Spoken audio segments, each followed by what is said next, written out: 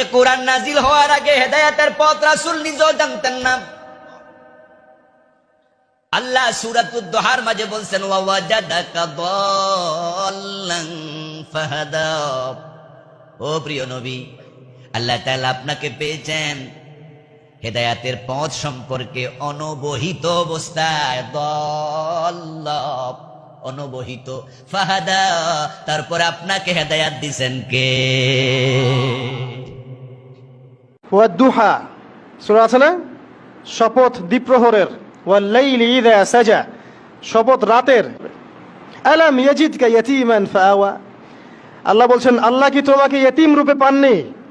এরপর আল্লাহ কি তোমাকে প্রতিপালন করে বড় করেননি?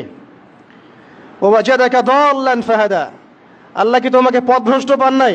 তোমাকে আল্লাহ। কোরআন এবং কোরআনের অনুবাদ কখনো এক হয় না। আমার ভাই কোরআনের অনুবাদ পড়ছে, তো কোরআনের অনুবাদের মধ্যে আমি একটা আয়াত বলি, আপনারা পুরো বিষয়টা বুঝতে পারবেন। কোরআনের অনুবাদ কি? সূরা দুহা আছে, আপনারা জানেন, ওয়াদ-দুহা ওয়াল-লাইলি ইযা সাজা মা ওয়াদ্দাআকা রাব্বুকা ওয়া মা ক্বালা।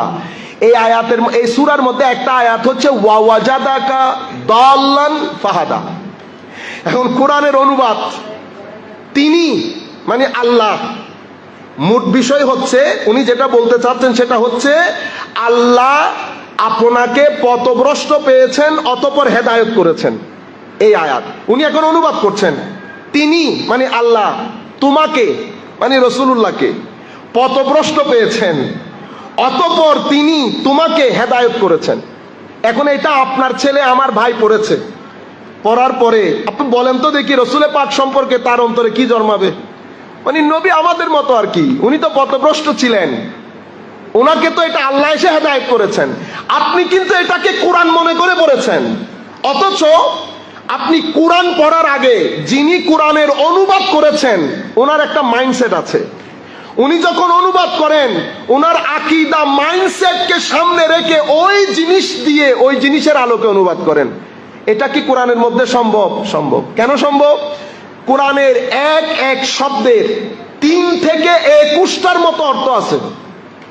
3 থেকে খুদ, এই দল শব্দটি আপনি অবাক হয়ে যাবেন, খুদ দল শব্দটির অর্থ পবিত্র কোরআনের মধ্যে 7টার চেয়ে বেশি অর্থ এসেছে। এবং সেই দল শব্দের একটা অর্থ হচ্ছে পথভ্রষ্টতা।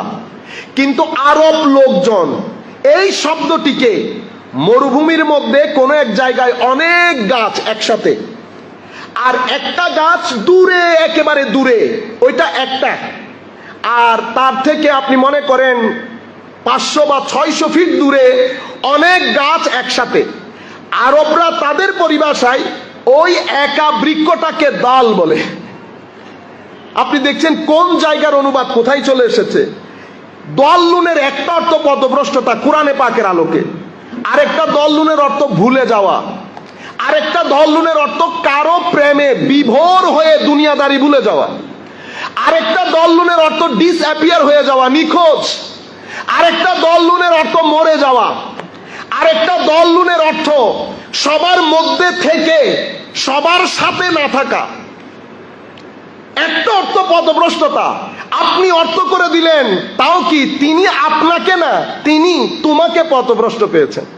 Can you imagine? এখন আপনি মাইন্ডসেটের আলোকে অনুবাদ কি করলেন? কোরআনের অনুবাদ তো আপনি তো এটাকে চুমা টুমা লাগাইয়া সুন্দর করে বুকের মধ্যে রেখে আপনি কোরআন শরীফ পড়ছেন, কিন্তু আপনি কোরআন পড়ছেন না, আপনি আরেকজনের বমি মানে অনুবাদ করে তার আকীদা অনুযায়ী যেটা করেছে সেটা পড়েছেন।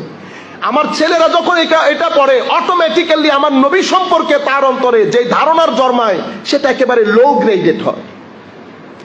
তো কোরআনে পাকের এক একটা শব্দের 3 থেকে 21টার মতো অর্থ থাকে। এখন আমি যখন, আপনি দেখেন সুন্নি মাইন্ডসেটের লোক যখন অনুবাদ করতে বসেছে, তার সাথে এখানে আসছে, সে কি করলো?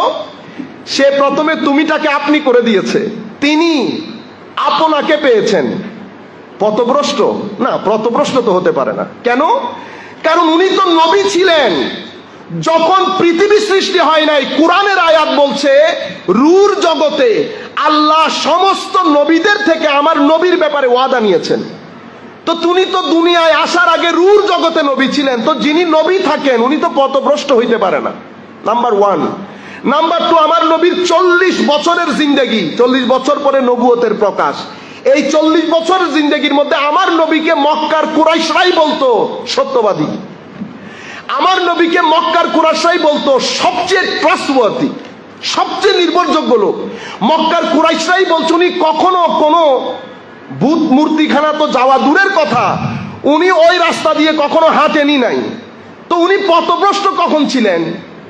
আপনি আয়াতের অর্থ যদি পথভ্রষ্ট করেন, তো আল্লাহ নবী পাকের 40 বছরের জিন্দেগিকে আমার আল্লাহ বলছেন, হাবিব আপনি তাদেরকে বলেন যে তোমরা আমার গত 40 বছরের জিন্দেগি দেখো না, আমি কেমন ছিলাম তোমাদের মধ্যে। আমি আপনাকে কি বলেছিলাম? আরবরা ওই দূরের একাকী গাছটাকে দাল্লা বলতো।